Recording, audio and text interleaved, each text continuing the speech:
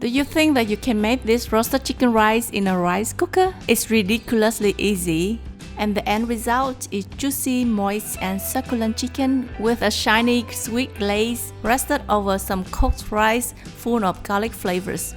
Let me show you how to make it. Oh yeah! Helen's recipes.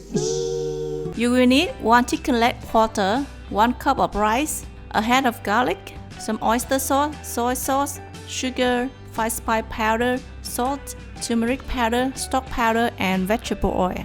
In a large mixing bowl, combine 1.5 tablespoons of soy sauce, a tablespoon of sugar, half a teaspoon stock powder, a teaspoon of minced garlic, a quarter teaspoon salt, half a teaspoon of 5 spice powder, a pinch of turmeric powder, and a tablespoon of oyster sauce or vegetable oil.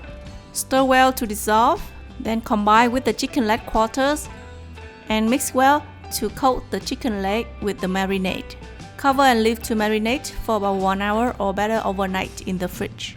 Now heat some oil in a pan and pan fry the chicken over high heat until the skin is crispy. Rinse the rice a few times and transfer to the rice cooker.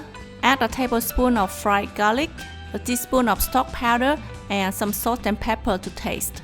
Add water to roughly cover the rice and place the seared chicken leg on top.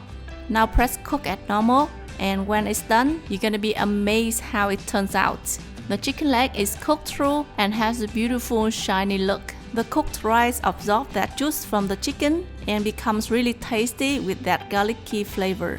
Serve on a plate with some lettuce and a few slices of tomato and cucumber slices. Such an impressive meal for just a little effort, right? Give it a try and share with me a photo on social media with #HelenRecipes.